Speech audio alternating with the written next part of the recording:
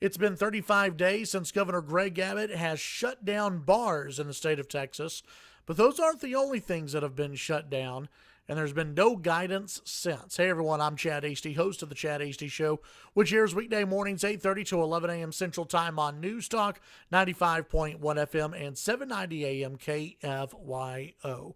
It's been 35 days, maybe by the time you watch this, over 35 days, since the governor of Texas announced that all bars would close down in the state of Texas.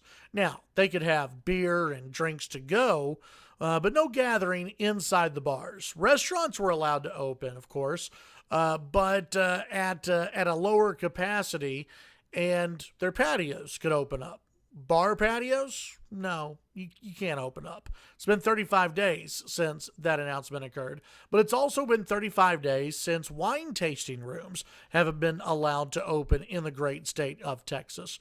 35 days. We have a great wine industry in Texas, a growing wine industry in Texas, and it's been over 35 days now since their doors haven't been allowed to open. Now, you can get wine to go, but that's about it. So many people like to travel and go to these places and even spend maybe a Saturday afternoon going to their favorite winery and tasting some wine and leaving. There's hardly any ever crowds at these places. And if they wanted to, they could even reduce the amount of people inside these places. They're certainly not like bars and college bars that you would go to that would be packed.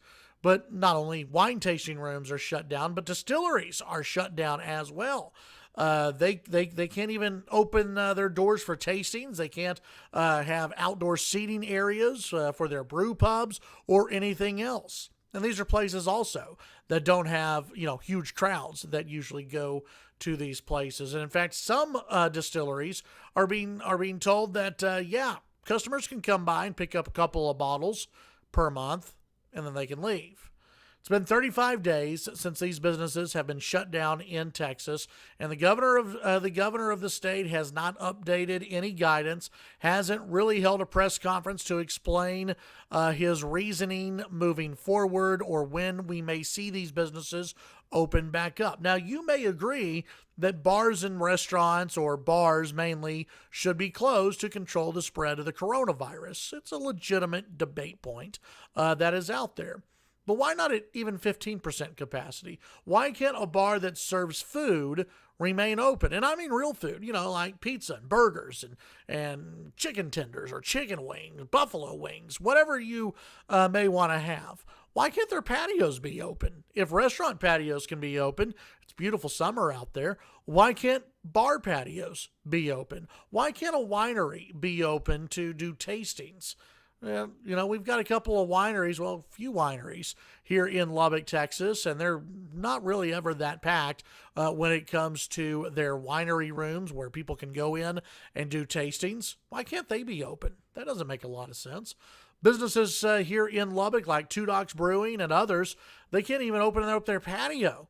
You can socially distance pretty easily at these places, but they're not allowed to open, and they're not even being told when they can reopen or if they can reopen this year. These are real business owners. These are real people with livelihoods. These are real employees. These are real people who have connection to businesses that also, will serve restaurants. These are places that should be told what their livelihood is going to look like going into the future. When we just got done seeing some bad economic news, and we're going to continue to see bad economic news in the future. If you're a business owner right now and you own a bar, you own a winery, you own a distillery, whatever it may be, or maybe you were just planning on opening one up, your American dream has been cut off by Governor Greg Abbott. And whether or not that's the right decision, we can debate all day long. But shouldn't we at least be hearing from the governor on these issues? Shouldn't we at least be getting more information as to why a wine room cannot be open, why a patio cannot be open in this state? Shouldn't we hear more from Governor Abbott on these issues?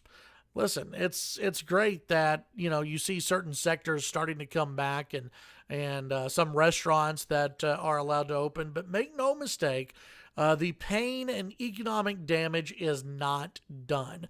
We're going to continue to see restaurants close. We're going to continue to see bars close. We're going to continue to see all of these types of businesses close because, well, people are eventually just going to leave and, shut down their business, move on to something else, if they can move on to something else.